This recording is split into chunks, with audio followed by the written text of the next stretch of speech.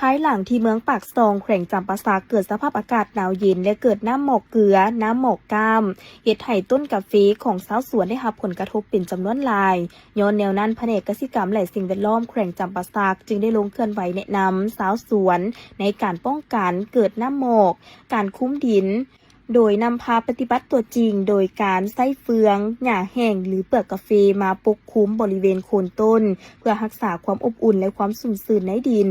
สำหรับเบี้ยกาแฟน้อยก็แนะนำให้ชาวสวนหาผ้าสแลนหรือวัตถุมาเฮ็ดหลังคามุงเพื่อป้องกันน้ำหมอกตกใส่โดยกงแนะนำให้ชาวสวนฉีดน้ำใส่ใบกาแฟทันทีในตอนเช้าก่อนที่แสงแดดจะส่องถึงไป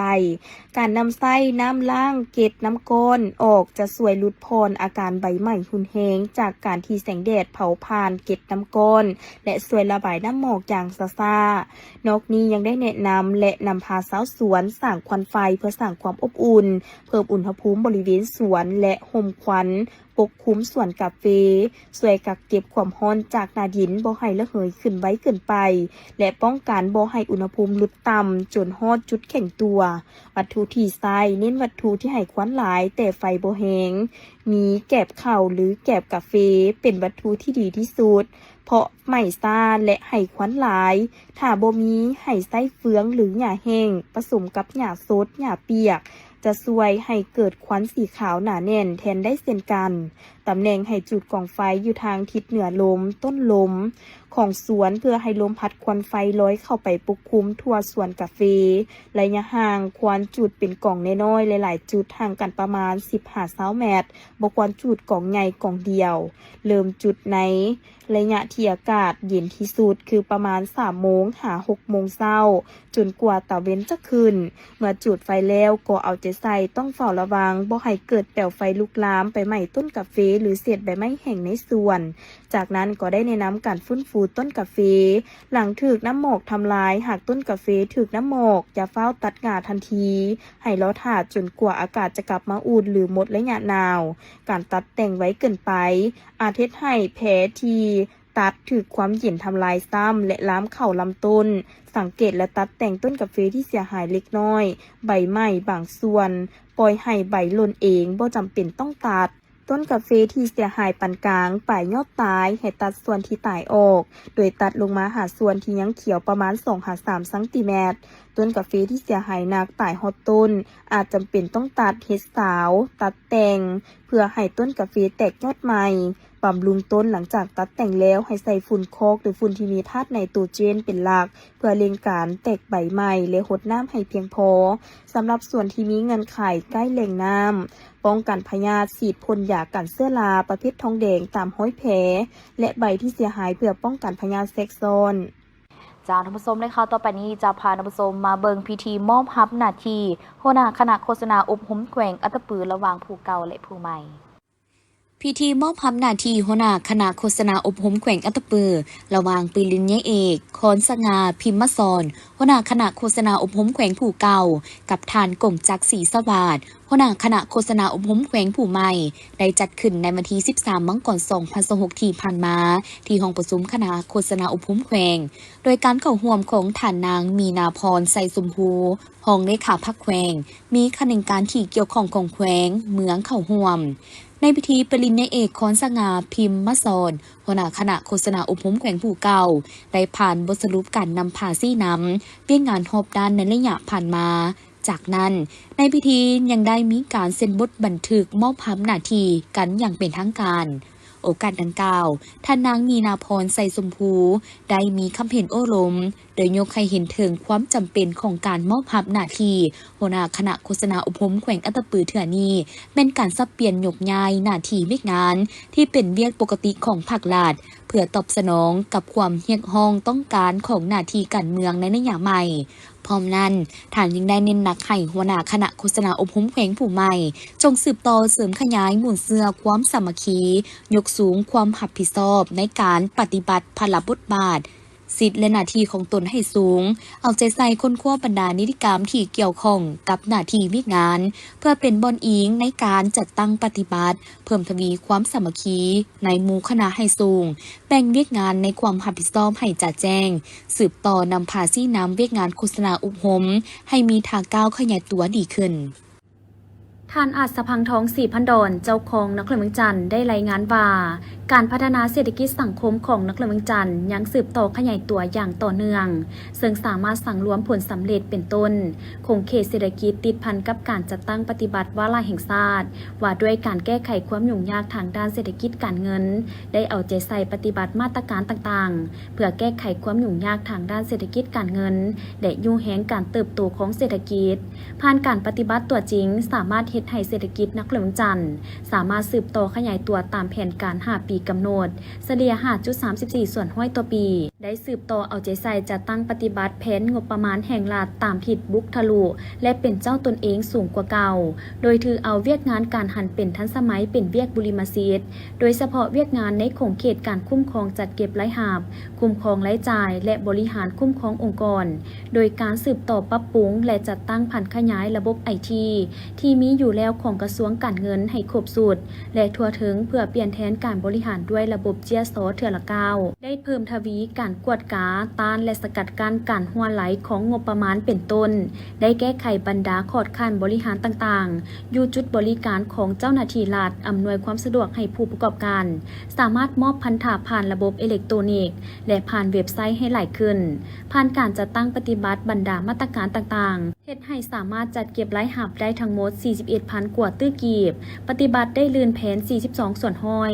สามารถสนองรายจ่ายงบประมาณเข้าใส่แผนพัฒนาเศรษฐกิจสังคมของนครเมืองจันทร์ทั้งหมด 4,000 กว่าตื้อกีบเท่ากับ 97 ส่วนห้อยของแผนการเทียบใส่5 ปีผ่านมารายจ่ายเพิ่มขึ้น 34.41 ส่วนห้อยได้สุ่มใส่แก้ไขหนี้สินโดยนำใส่แรงทุนเป็นต้นแรงทุนจากงบประมาณบ่วงปกติบ่วงเงินเกินแผนการเสนออวยหนี้เสนอออกพันธบัตรซึ่งสามารถแก้ไขหนี้สินบรรดาโครงการลงทุนของรัฐแต่ปี 2015 ขึ้นหลังในจำนวน 78 โครงการลดลงเหลือ 29 โครงการสำหรับแก้ไขหนี้สินสาธารณะจาก 339.97 ตื้อกีบลดลงเหลือ 210.46 ตื้อกีบหรือเท่ากับ 61 ส่วนห้อย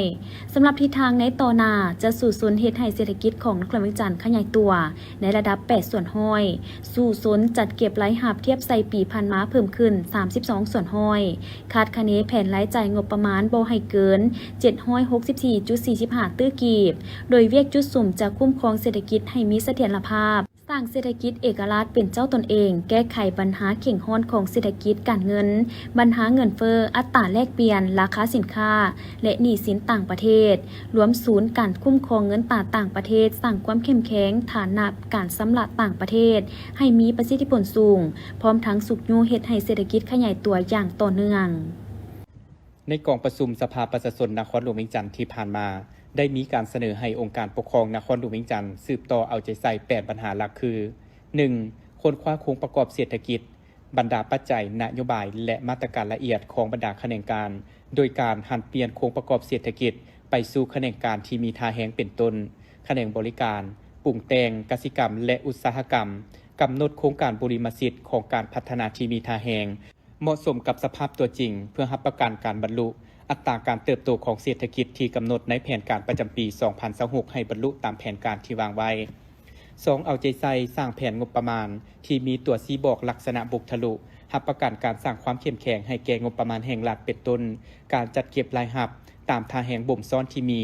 และฐานรายรับใหม่ให้ครบถ้วนเพื่อให้บรรลุได้ตามแผนปฏิบัติรายจ่ายให้สามารถตอบสนองตามความเรียกร้องต้องการของแผนการลงทุนของรัฐและรับประกันการชำระหนี้สิน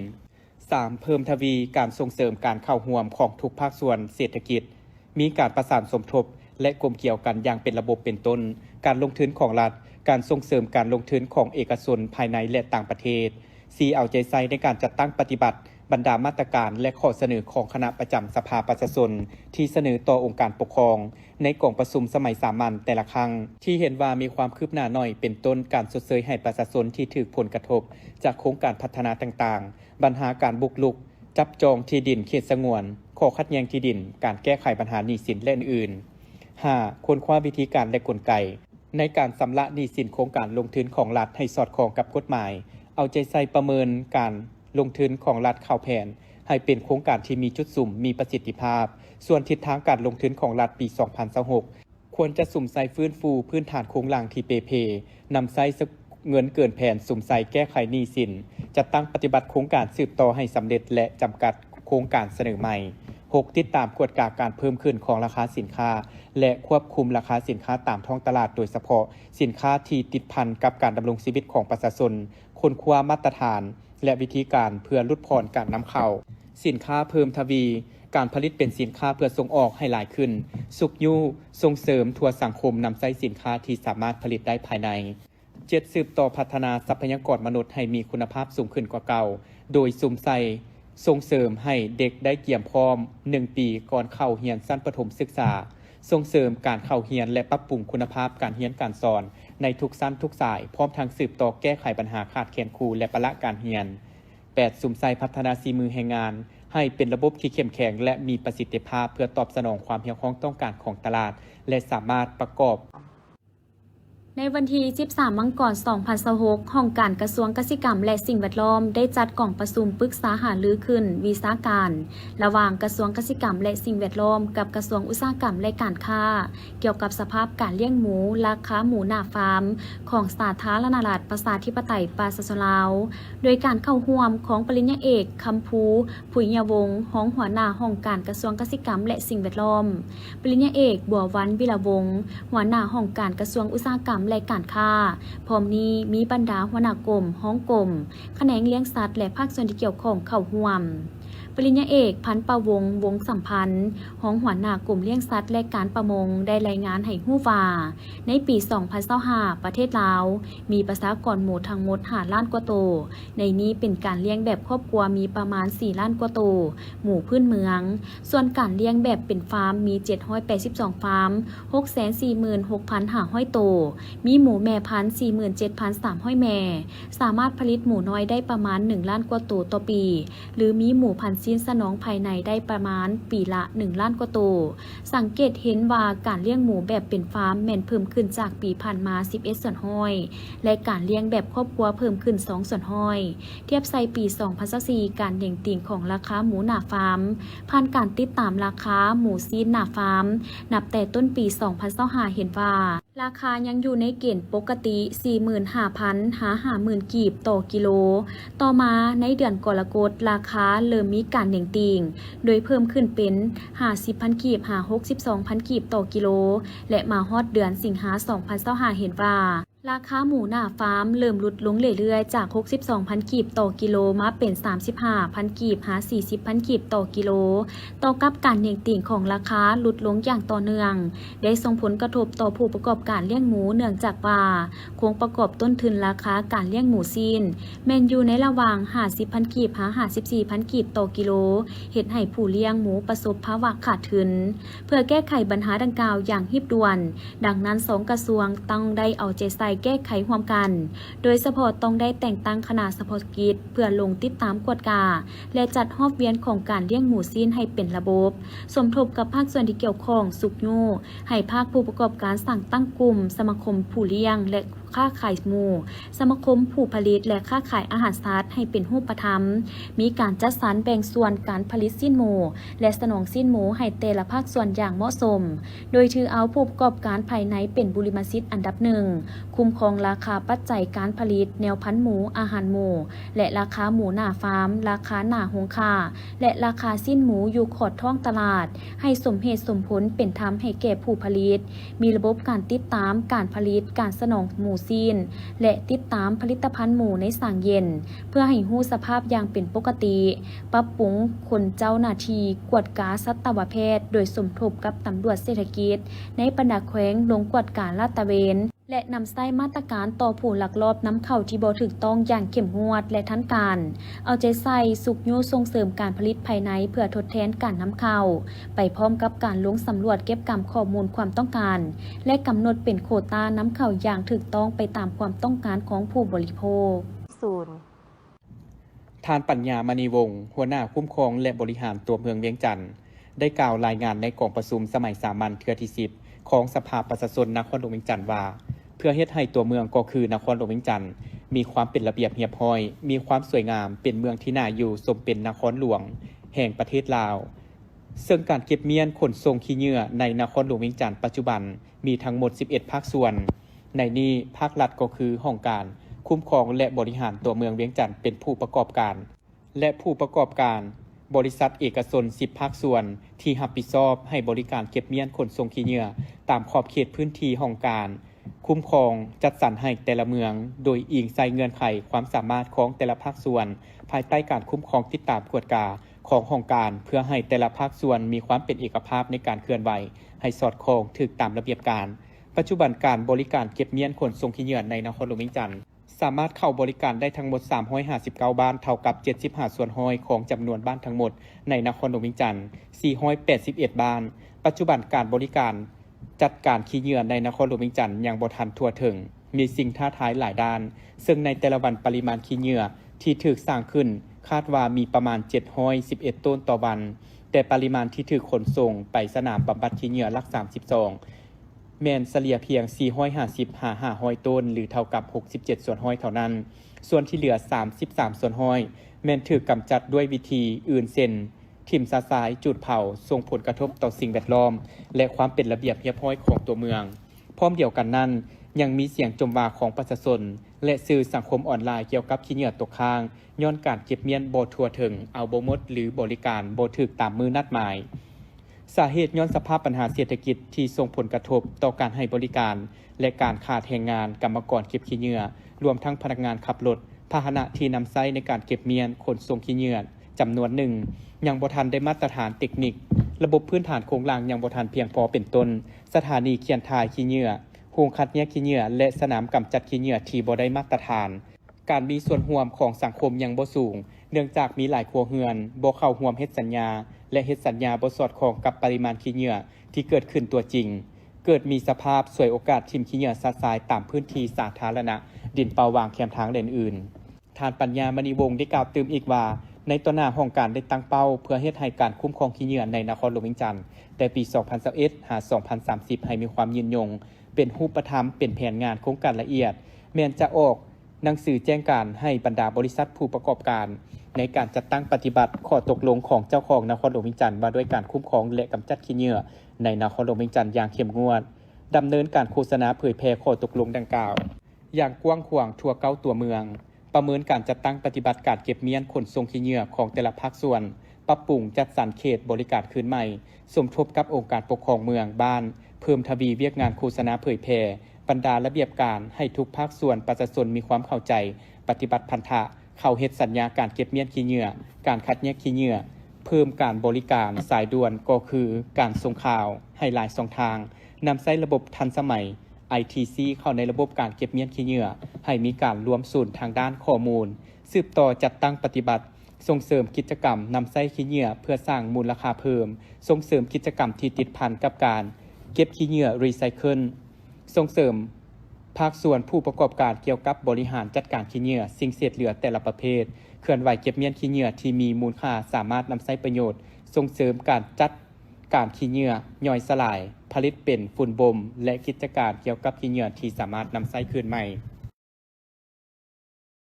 เป็นทางการ พิธีได้จัดขึ้นในวันที่15มังกร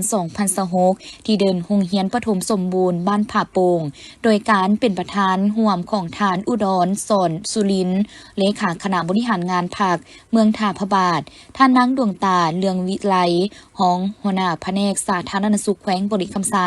มีประธานคณะกรรมการปกครองเมืองหัวหน้าห้องการสาธารณสุขเมืองในบ้านผาโป่งมีบรรดาแขนงการที่เกี่ยวข้องขันแขวงขันเมืองหัวหน้าห้องการขังเมืองเขตถึกเซินและประชาชนภายในบ้านเข้าร่วมบ้านผาโป่งเป็นบ้านหนึ่งที่ขึ้นกับเมืองท่าพระบาทมีเนื้อที่ทั้งหมด254.86 เฮกตาร์มีประชากร 1,191 คนหญิง605 คนมี242 ครอบครัว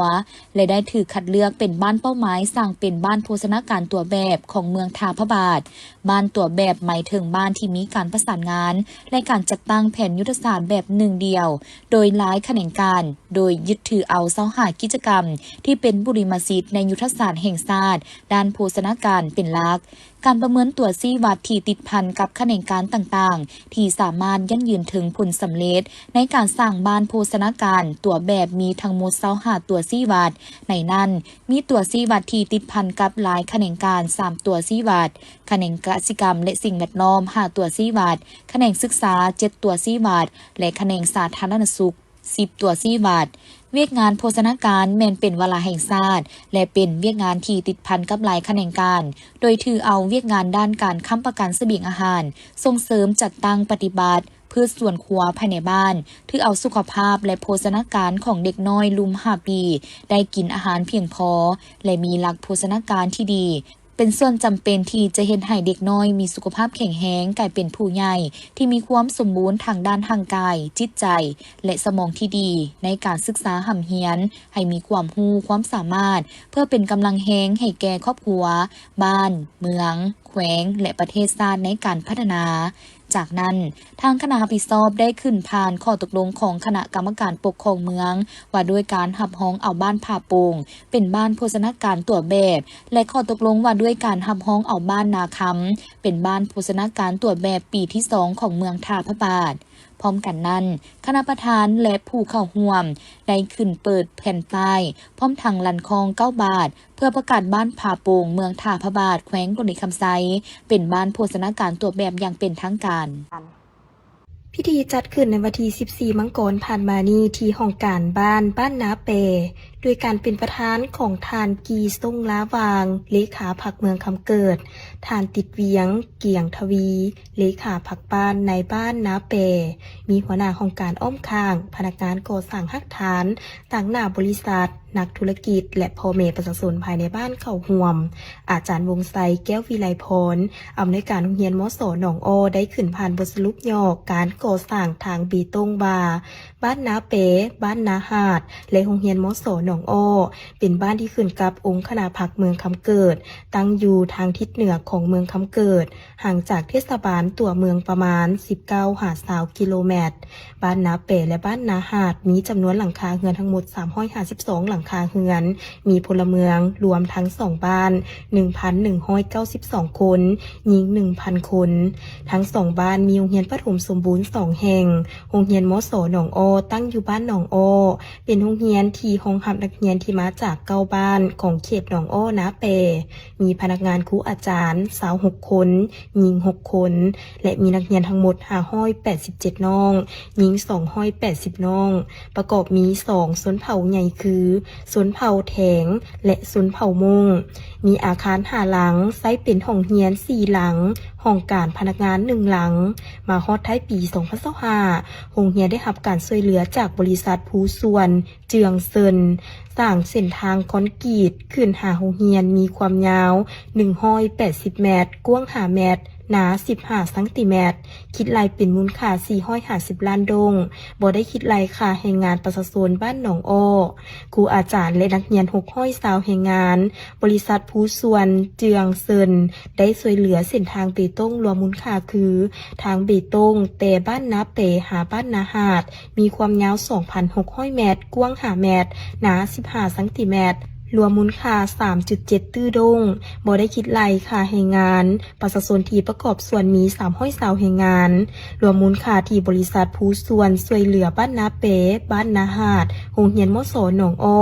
โรงเรียนประถมนาเปและโรงเรียนประถมนาหาดเป็นจำนวน4 ตื้อกว่าดงจากนั้นก็ได้มอบไปย่องโยให้แก่บริษัทนักธุรกิจการจัดตั้งบ้านที่ประกอบส่วนเข้าในการก่อสร้างทางเบตงในครั้งนี้ให้เกียรติมอบโดยทานกีทรงล้าวางกรรมการพรรคแขวงเลขาพรรคเมืองคำเกิด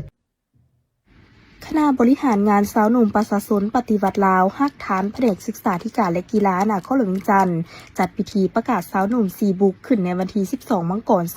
2026อยู่ที่สโมสรวิทยาลัยฮานอยเวียงจันทน์โดยการเข้าร่วมของท่านขันไซแสงสุนีรองหัวหน้าแผนกศึกษาธิการและกีฬานครหลวงเวียงจันทน์ท่านศิริวัลย์เหรียญวิไลศักดิ์ หงเลขาคณะบริหารงานสาวหนุ่มนครหลวงเวียงจันทน์พร้อมด้วยคณะสาวหนุ่มสมาชิกสาวหนุ่มภาคฐานแผนกศึกษาธิการและกีฬานครหลวงเวียงจันทน์ฐานศรีสุนทรดำรงเลขาสาวหนุ่มประชาชนปฏิบัติลาวฮักฐานแผนกศึกษาธิการและกีฬานครหลวงเวียงจันทน์ได้ขึ้นรายงานบทสรุปการจัดตั้งปฏิบัติขอแข่งขัน4บุกของคณะสาวหนุ่มภาคฐานแผนกศึกษาธิการและกีฬานครหลวงเวียงจันทน์ประจำปี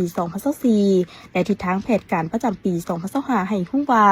คณะบริหารงานสาวหนุ่มประชาชนปฏิบัติลาวฮักฐานแผนกศึกษาธิการและกีฬานครหลวงเวียงจันทน์เป็นหนึ่งในองค์การจัดตั้งมหาชนซึ่งอยู่ภายใต้การชี้นำพาโดยกงรอบด้าน จากคณะพักฮักฐานแผนกศึกษาธิการและกีฬา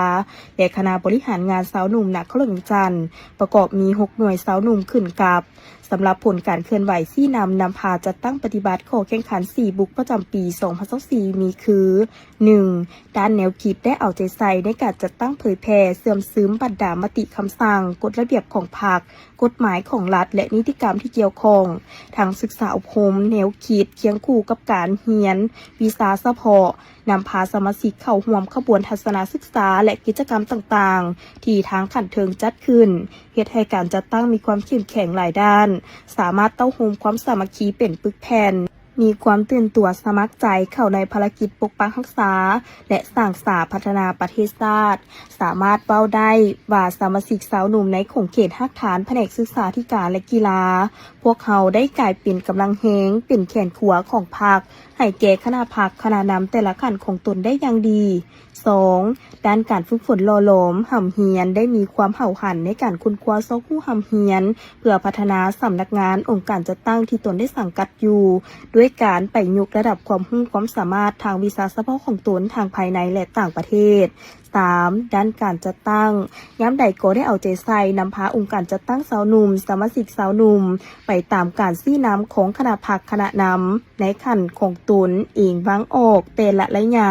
เป็นบอนอิงในการจัดตั้งปฏิบัติเวียกงานต่างๆ 4. ด้านวิชาชีพและสร้างเวียกเหตุงานทำนอกจากได้รับเงินเดือนที่ทางภาครัฐอนุมัติให้แล้วยังได้บุกบืนประกอบอาชีพเสริมที่แตกต่างกันและบ่ขัดต่อระเบียบกฎหมายของบ้านเมืองวางออกเพื่อสร้างครอบครัวของตนให้มีความเข้มแข็งทางด้านเศรษฐกิจบ่รอท่าแต่เงินเดือนเพื่อเฮ็ดให้ชีวิตการเป็นอยู่ของสาวหนุ่มดีขึ้นเป็นก้าวๆสั่งรวมแล้วแต่ละด้านก็คือ4มาตรฐานสามารถปฏิบัติได้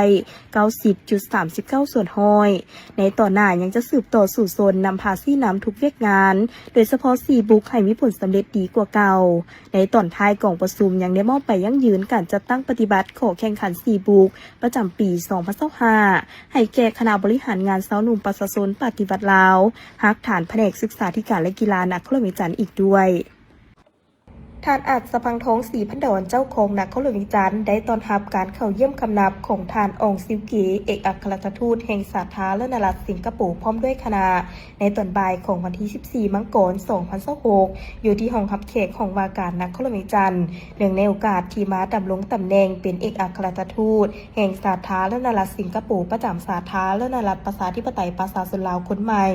ในโอกาสนี้ท่านอาจสะพังทองศรีพันดอนได้แสดงความต้อนรับและสมเสยต่อท่านทูตคนใหม่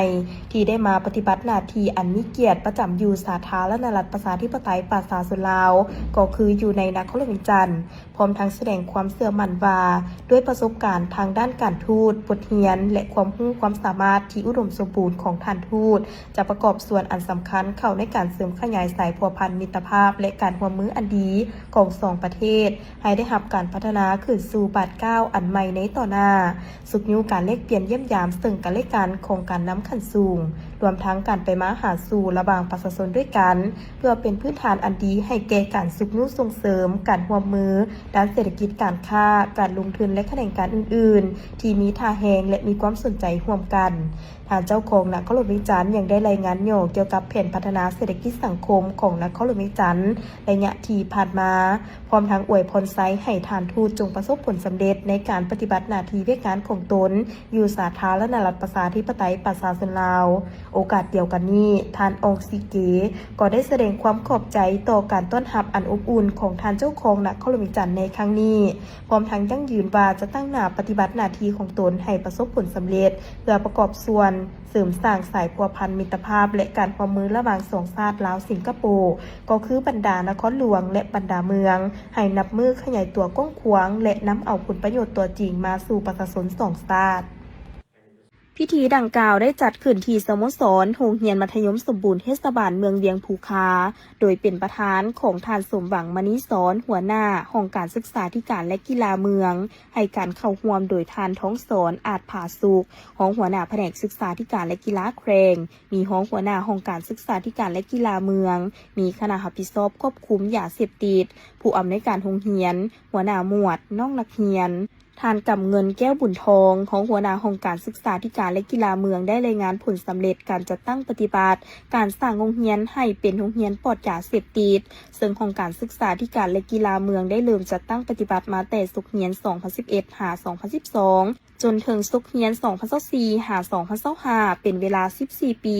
ผ่านมาได้ประเมินได้ 13ศุกร์เรียนติดต่อกันเห็นว่าโรงเรียนกลุ่มเป้าหมาย 41 แห่งทั่วเมืองเวียงภูคา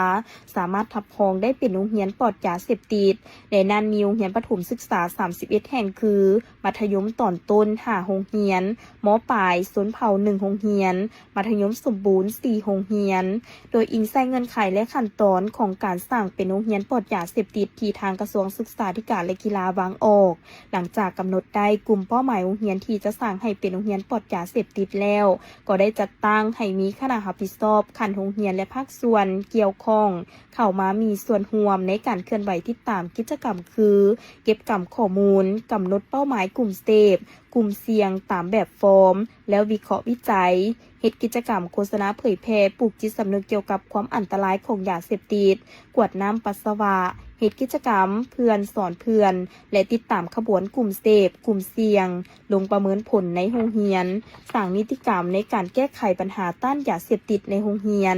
ศึกษากลุ่มเสพกลุ่มเสี่ยงและพัวพันกับผู้ปกครองเด็กจัดกิจกรรมต้านสิ่งเสพติดในโรงเรียนด้วยการแข่งขันกีฬาศิลปะและอื่นๆบรรดาโรงเรียนดังกล่าวที่ได้รับรองจะได้สืบต่อวางแผนเคลื่อนไหวในต้นหน้าตื่มอีกเพื่อแนใส่ปลูกจิตสำนึกให้กลุ่มเด็กนักเรียนเข้าใจอย่างลึกซึ้งต่อกับผลท้ายของยาเสพติดในแต่ละปีโดยการมีส่วนร่วมขององค์การจัดตั้งต่างๆที่เกี่ยวข้องก็คือชุมชนและผู้ปกครองเด็กจุดประสงค์ก็เพื่อเป็นการแก้ไขปัญหาการแพร่ลามยาเสพติดอยู่ในโรงเรียนเพื่อให้คนรุ่นหนุ่มหลุดพ้นออกจากสิ่งเสพติดต้านและสกัดกั้นปรากฏการณ์หย่อท่อต่างๆที่สร้างความยุ่งยากและกดน่วงทวงดึงการพัฒนาชาติพัฒนาเศรษฐกิจสังคมและการพัฒนาทรัพยากรมนุษย์โดยสมทบกับหลายภาคส่วนเข้ามามีส่วนร่วมเพื่อหาวิธีแก้ไขพร้อมเดียวกันก่อผ่านข้อตกลงเจ้าเมืองว่าด้วยการสร้างกลุ่มกองและสถานการศึกษาปลอดยาเสพติดและผ่านข้อตกลงของหัวหน้าแผนกศึกษาธิการและกีฬาแครงว่าด้วยการย่องโยให้โรงเรียนปลอดยาเสพติดพร้อมทั้งกล่าวมอบไปย่องโยให้โรงเรียนเป้าหมายพิธีจัดขึ้นในท่ายทิศผ่านมานี้ซึ่งนำโดยทานศรีวิสัยบุญสวัสดิ์ของหัวหน้าแผนกกสิกรรมและสิ่งแวดล้อมแขวงอุดมไซได้ลงเคลื่อนไหวเผยแพร่บรรดานิติกรรมที่เกี่ยวข้องกับการขึ้นทะเบียนอาหารสัตว์อยู่โรงงานผลิตอาหารสัตว์ไซมิงเมืองโดยมีทานลิวเหยินมิงประธานบริษัทไซมิงเมืองพัฒนากสิกรรมขาออกขาเข้าจำกัดผู้เดียวพร้อมด้วยวิชาการให้การต้อนรับ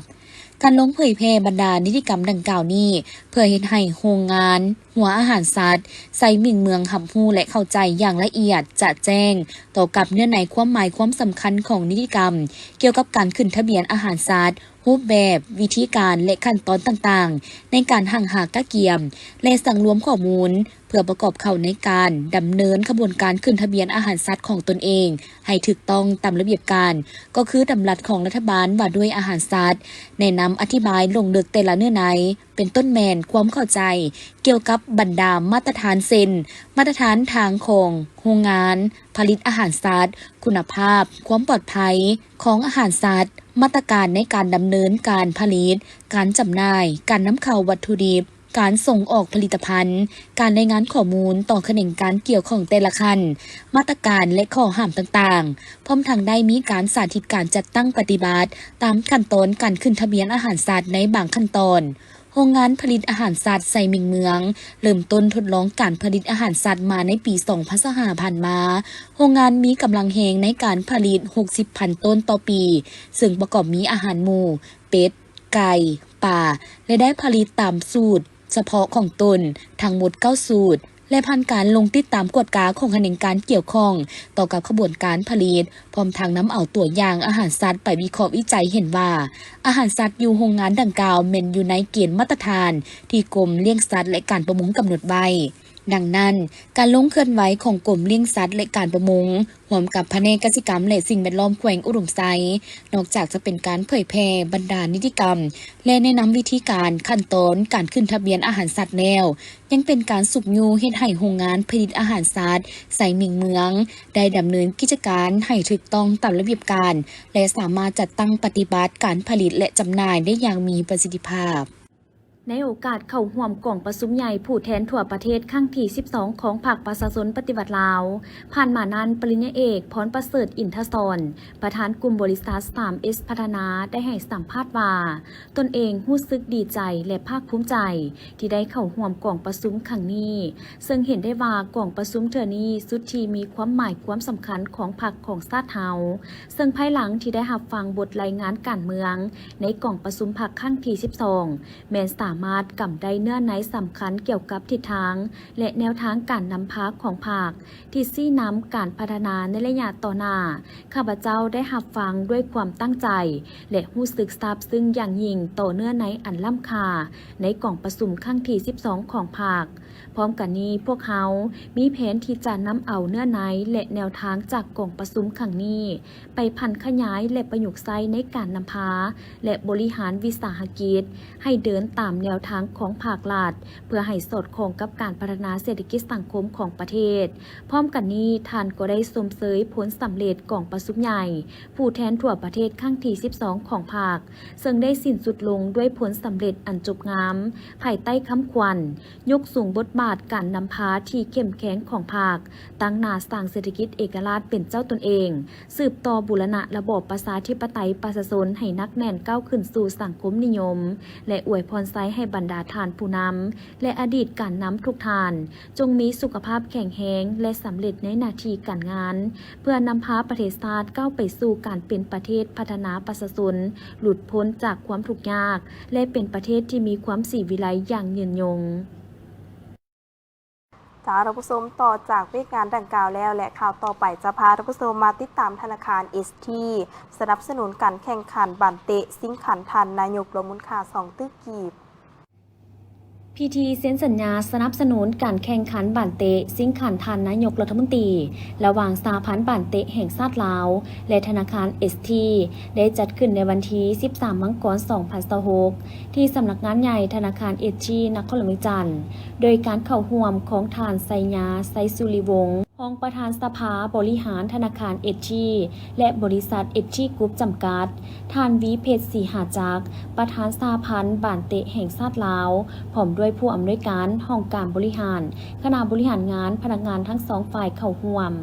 ท่านเอกราชรัตนาจารย์รักษาการผู้อำนวยการใหญ่ธนาคาร ST กล่าวว่าตั้งหน้าธนาคารและกลุ่มบริษัท ST รู้สึกเป็นเกียรติและภาคภูมิใจที่ได้มีส่วนร่วมส่งเสริมกีฬาบันเตะโดยเฉพาะการแข่งขันกีฬาบันเตะซิงขันพนาธานนายกรัฐมนตรีแห่งสาธารณรัฐประชาธิปไตยประชาชนลาวในฤดูกาล 2025-2027 เพื่อให้วงการบันเตะลาวมีบรรยากาศคึกคืนและเฮ็ดให้นักกีฬามีการพัฒนาที่ดีเป็นก้าวสำหรับการสนับสนุน2ตึกนี้เขาเนาะเขาจะแบ่งออกเป็น2เฟสเนาะแน่นอนตัวตึกหนึ่งทวิตนั่นเกี่ยวกับซัพพอร์ตอุปกรณ์อย่างต่างๆรวมทั้งการฝึกซ้อมอย่างต่างๆเกี่ยวกับนักกีฬานี้เนาะและอีกตึกหนึ่งก็เป็นเรื่องของจัดการแข่งขันโดยเฉพาะเจาะจงเลยจ้ะ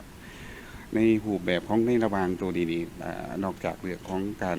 สนับสนุนการแข่งขันแล้วเฮาในระหว่างนี้ก็สิเป็นการส่งเสริมผลิตภัณฑ์ของธนาคาร ST ของนั้นเพื่อให้บอกว่าจะเป็นนักกีฬาหรือทีมแข่งขันนั้นให้มีการรับทราบหรือว่าได้นำใส่ผลิตภัณฑ์ของ ST เคียงคู่กันไปถึงจะในระหว่างนี้ก็จะมีการโฆษณาร่วมกันบอกว่าจะเป็นเรื่องของการสร้างระดมหรือว่าทั้งให้เกี่ยวกับผู้เข้าร่วมหรือว่านักผู้ชมนี้รับทราบในวงการตัวนี้หลายเพิ่มขึ้นจะเกี่ยวกับการอยากให้มีส่วนร่วมนั่นแหละเกี่ยวกับตัวนี้เพราะว่าเขาจะเฮ็ดผลิตภัณฑ์แล้วก็ซื้อโฆษณาร่วมกันระหว่างสองผ่านมาเขาก็มีจำนวนหนึ่งนอกจากตัวกีฬาเตะบาสเนาะบอกว่าจะเป็นเรื่องของกีฬาแบดมินตันบ่หรือว่ากีฬาอื่นๆที่มีผ่านเข้ามาก็มีพอจำนวนหนึ่งอยู่จ้ะนี่สำหรับการสนับสนุนตัวส่วนอื่นๆก็มีความเป็นไปได้ในการสนับสนุนเพราะว่าเขาก็มีการมีความตั้งใจอยากส่งเสริมกีฬาบาสเตะอยู่แล้วจ้ะแต่ในส่วนของรายละเอียดต่างๆในแต่ละรายการก็อาจจะได้เบิ่งขึ้นเพิ่มเติมเพื่อในรูปแบบของจะสนับสนุนในรูปการใดจ้ะก็อยากฝากถึงบรรดาผู้ที่มีความสนใจในการกีฬาเตะบาสเนาะเขาร่วมในการเชียร์แล้วก็มีการร่วมในตัวนี้ครั้งนี้ก็ถือว่าอยากให้บรรดาทานเขาร่วมเฮ็ดให้วงการกีฬาเตะบาสของพวกเราได้รับความนิยมแล้วก็สามารถได้รับความนิยมหลายขึ้นเพิ่มหมดจ้ะ พร้อมนี้ทานวิเพชรศรีหาจักรก็ได้ให้สัมภาษณ์ว่ารายการแข่งขันบานเตะสิงขันพนาธานนายกรัฐมนตรีเป็นเวทีที่มีความหมายความสำคัญที่สุดรายการหนึ่งที่ได้สั่งรวมเอาบรรดาสโมสรบานเตะจากเล้าลีก1และตัวแทนจากเล้าลีก2ของปนาแขวงซึ่งมีจุดประสงค์ส่งเสริมความสามัคคีน้ำใจนักกีฬาและการพัฒนานักกีฬาหุ่นใหม่เจ้าสบายดีวันนี้ก็เป็นบรรยากาศหนึ่งเนาะที่เขาได้ว่าเซ็นบทบันทึกแล้วก็สัญญาร่วมกับธนาคาร ST Group และกับบริษัท ST Group เพื่อการสนับสนุน